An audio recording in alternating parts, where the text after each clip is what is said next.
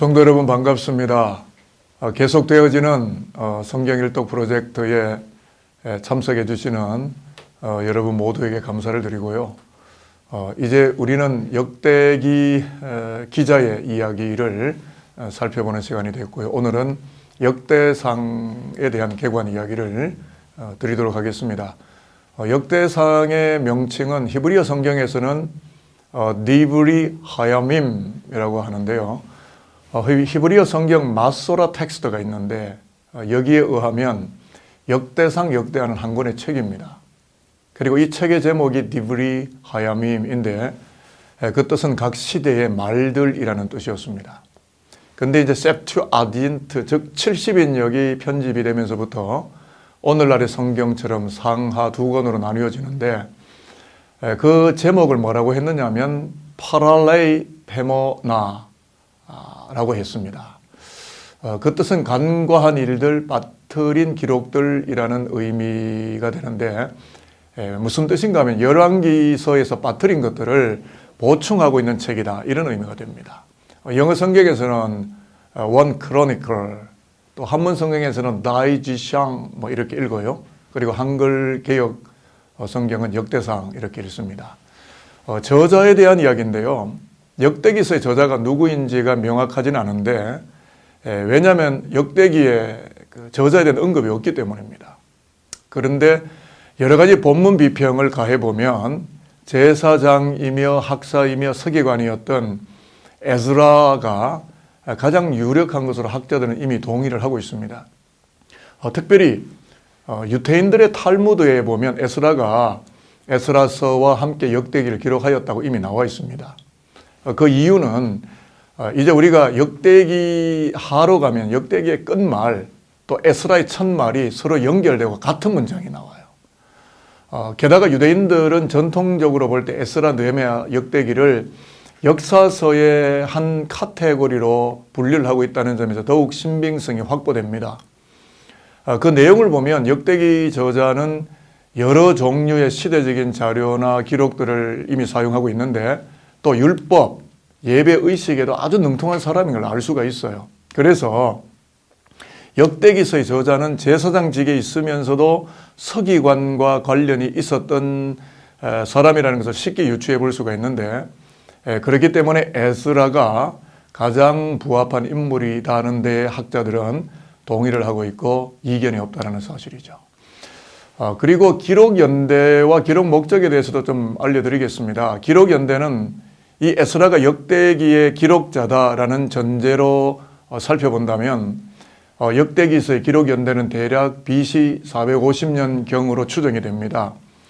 특히 역대하 36장 22절 23절 끝말이죠. 여기에 보면 바사왕 고레스가 유다인 포로들에게 귀환하라는 허가조서를 반포하는데 이 이야기가 에스라 1장 1절 2절 첫말에도 동일한 구절이 반복되어 나오는 것을 보면 역대기는 적어도 BC 500년경 이후에 기록된 책으로 유추할 수가 있겠고 에스라가 팔레스타인, 고토 팔레스타인 땅으로 돌아올 때가 BC 약 458년경이니까 역대기의 기록 연대는 BC 약 450년경으로 결론 지어진다고 보겠습니다. 그러면 기록 목적인데요. 역대기서는 제사장적인 입장에서 신정 정치 체제의 재건을 촉구하려고 역사를 서술하고 있다는 점 여러분들이 머릿속에 유의할 필요가 있습니다. 이게 무슨 말이냐면 역대기가 쓰여지는 당시는 에스라가 모세 율법을 재확립하겠다는 열정을 가지고 바벨론, 지금 이라크에서 팔레스타인으로 돌아왔다는 것 때문이고 예루살렘 성벽 재건이나 또는 성전 제사 회복에 힘을 쓰던 시기였다는 점 때문에 그렇습니다. 그렇지만 유다 총독 느헤미야가 돌아오기 전까지는 성벽 재건 사업은 진전이 없었던 것이고 따라서 모세 율법도 확립이 되어 있지 않던 시기였습니다. 이와 같은 상황 속에서 역대기서의 저자, 즉 에스라라고 보겠죠. 신정체제의 재건을 촉구하기 위해 이 책을 기술하였다고 보는 겁니다. 그리고 한 걸음 더 나아가서 역대기 저자는 여호와를 경외하였던 이 열왕들의 영광을 다시 한번 부각시켜서 바벨론에서 이제 귀환해서 다윗의 언약에 근거한 후기 유대주의를 건설하려고 하는 이스라엘인들, 즉 유대인들과 그리고 그들 속에서 태어난 후손들에게 하나님의 신정 통치, 거룩한 다스림에 대한 간절한 기대감과 희망을 불어넣기 위해서 역대기서를 기록하였다라고 보겠습니다. 자, 그렇다면 역대상, 즉 역대기의 주제는 무엇인가 하는 것인데요. 역대기는 시작이 아담에서부터 시작을 합니다. 그래서 주전 538년 고레스 왕의 칙령이 내려질 때까지의 역사를 총망라해서 기록을 합니다. 자, 그렇기 때문에 역대기는 그 내용에 따라 3기로 구분이 되는데 1기는 아담에서 다윗의 주기까지의 족보인데 역대상 1장에서 9장까지입니다. 제2기는 다윗과 솔로몬의 통일 왕국기인데 이제는 역대하로 넘어가서 역대상 10장에서 역대하 9장까지가 2기가 되겠고요. 3기는 솔로몬 사후의 분열 왕국에서부터 고레스 칙령이 반포되는 시기, 즉 역대하 10장에서 마지막 36장까지가 되겠는데 이와 같은 역사의 서술에서 역대기 저자가 강조하려는 게 있었습니다. 그것은 하나님을 두려워하고 그를 경외하는 자들만이 하나님의 은총과 축복을 기대할 수가 있다는 점이고, 만약 하나님의 기대하심대로 살지 못할 경우에 바벨론의 포로 생활과 같은 뼈저린 역사적 경험도 할 수 있음을 밝혔다라는 사실입니다. 따라서 이 역대기서 본서의 주제는 여호와를 경외하는 자에게 임하게 되는 하나님의 은총과 축복이라는 대명제가 부각되어 있는 것이고, 이 주제를 가슴에 안고 역대기 저자는 역대기서를 써내려갔다고 하겠습니다.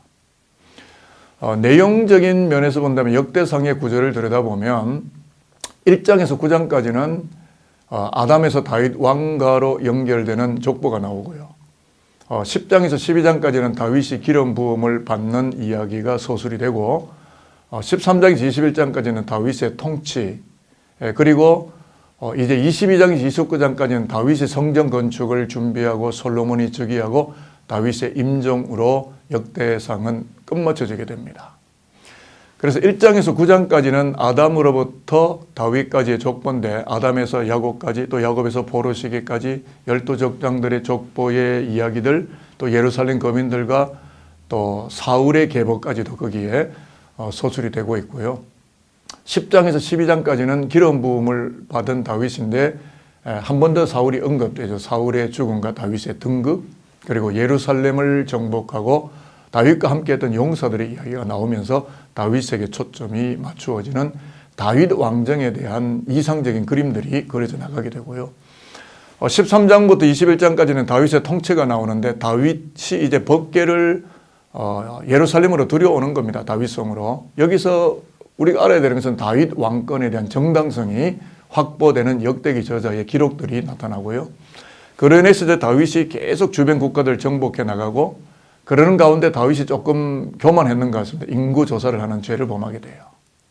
그리고 이제 마지막 22장에서 29장까지는 다윗의 성전 건축 준비, 솔로몬의 왕권의 즉위, 그리고 다윗의 임종, 이런 이야기들이 나오는데 결과적으로는 다윗은 성전을 건축하지 못하고요.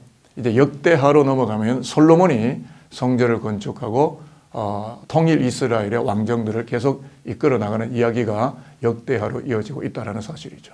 자, 그래서 역대상에 중심적인 사상들이 있는데 구약 성경을 잘 보시면 이스라엘의 역사가 동시대적으로 컨템포러리라고 합니다. 동시대적으로 쓰여진 책이 두 권이 있다면 그 첫 번째 책이 열왕기서고요. 두 번째 책이 역대기서입니다. 그런데 이 두 책들은 동시대를 다루고 있다는 유사성을 가지고 있지만 또 분명한 차이점도 있다는 겁니다. 그 차이가 뭐냐 하면 역사관이 근본적으로 다릅니다.